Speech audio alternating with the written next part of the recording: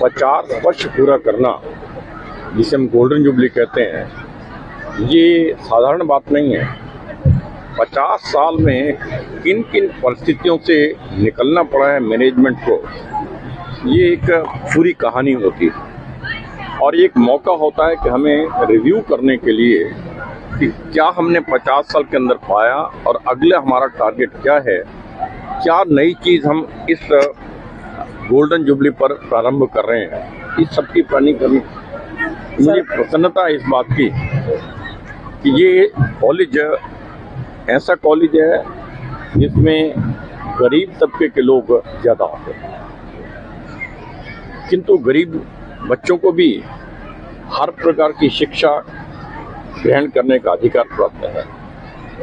और मुझे आश्चर्य हुआ, अभी तक यहाँ पर आर्ट्स के अलावा और कोई सब्जेक्ट नहीं है। मैंने रिक्वेस्ट किया है मैनेजमेंट को और प्रिंसिपल साहब को, इसे आप टेकअप कीजिएगा।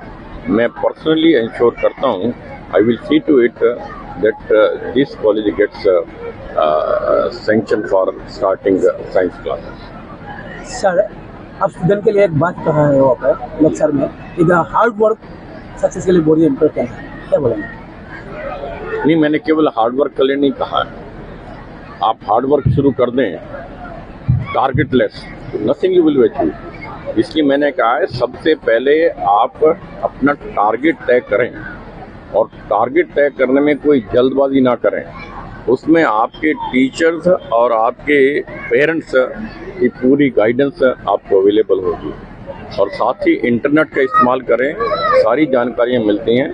सोच समझ करके अपने फ्रेंड से सलाह करके टारगेट तय करें। Sir, last question. और टारगेट तय करने के बाद हार्ड वर्क भी कुछ नहीं काम आएगा जब तक कि आपका स्ट्रॉन्ग डिटर्मिनेशन नहीं है, I am to achieve this target at any cost. इस प्रकार का स्ट्रॉन्ग आपका कमिटमेंट चाहिए अपने टारगेट के प्रति, then comes the hard work. ये तीनों चीज़ें बोली हैं, और मैं आश्वस्त हूँ कोई भी विद्यार्थी, उसका इंटेलिजेंट क्वेश्चन कितना भी क्यों ना हो, कम है, ज़्यादा है, बहुत ज़्यादा है, ये तीनों चीज़ें लेंगे, उन्हें निश्चित रूप से सफलता मिलेगी, अपना लक्ष्य प्राप्त होगा। Sir, last question, new education policy के बारे में आप क्या कहेंगे?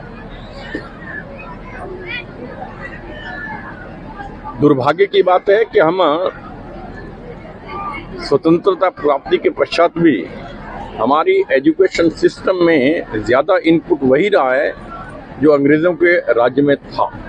सिस्टम में परिवर्तन ज़्यादा नहीं आया, और उस चीज़ को ध्यान में रखते हुए पिछले लगभग 5-6 साल लगातार मेहनत करने के पश्चात, जिसमें कई हजार लोग इसके अंदर जुटे हैं एजुकेशन पॉलिसी बनाने के लिए, और उसमें 38,000 सजेशन उसके बाद आए हैं पूरे कंट्री से।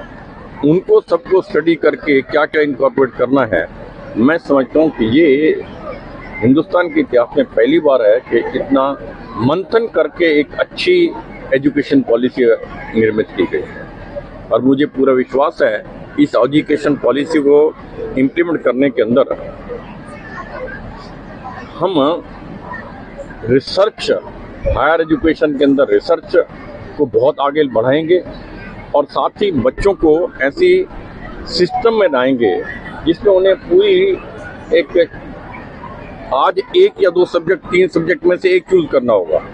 आपको कम से कम 50 सब्जेक्ट मिलेंगे, उनमें से एक चूज करना होगा। इतनी बड़ी चॉइस मिलेगी। आप यदि 1 साल पढ़ने के पश्चात कॉलेज के अंदर आगे आपकी घरेलू परिस्थिति ऐसी नहीं, आप पढ़ नहीं सकते, छोड़ देते हैं, आपका 1 साल की एजुकेशन वेस्ट चली गई। अब वेस्ट नहीं होगी। अब जो सिस्टम है उसमें ये होगा कि आपने 1 साल पढ़ा है, छोड़ना पड़ा है, तो आपको हम सर्टिफिकेट इश्यू कर देंगे 1 साल सर्टिफाइड यू हैव स्टडी। और 2 साल आपने एजुकेशन ले लिया तो डिप्लोमा जारी कर देंगे। आपने 3 साल स्टडी कर लिया तो डिग्री देंगे। 4 साल स्टडी कर लिया तो हम ऑनर्स डिग्री देंगे, और ऑनर्स डिग्री कर लिया तो आप इमीडिएटली रिसर्च कर सकते हैं, उसमें MA और की जरूरत नहीं होगी। यानी ऐसे सिस्टम और जो आपका क्रेडिट सिस्टम डेवलप कर रहे हैं कि एक बच्चा छोड़ता है, आपके अकाउंट में इतने नंबर क्रेडिट रहेंगे, वो सेंट्रलाइज सिस्टम होगा। आप कहीं 4 साल के पश्चात फिर ज्वाइन करते हैं किसी कॉलेज में, 1 साल पढ़े हुए हैं तो अगले साल में जाएंगे, और उसका क्रेडिट आपका जमा है वो आपको मिलेगा वहाँ। यानी आज बच्चे को नुकसान नहीं होगा किसी भी तरह का, फुल चॉइस रहेगी उनके पास और उनकी इच्छा के सब्जेक्ट होंगे। इंजीनियरिंग करके बच्चे को बाहर निकलते हैं, कुछ नॉलेज नहीं होती, अपने सब्जेक्ट की नॉलेज होती है, वो सफल नहीं हो पाता। इसलिए इंजीनियरिंग स्टूडेंट इंजीनियरिंग कॉलेज के अंदर भी पॉलिटिकल साइंस भी पढ़ेगा साथ में, वो फिलॉसफी पढ़ना चाहे फिलॉसफी पढ़ेगा, साइकोलॉजी पढ़ना चाहे साइकोलॉजी पढ़ेगा। यानी ओवरऑल डेवलपमेंट होगा। जो एक्सट्रीम स्पेशलाइजेशन हुआ करता था उस पर अंकुश लगा है। और भी बहुत सी बातें हैं क्योंकि बहुत लंबा विषय है जिसे थैंक यू।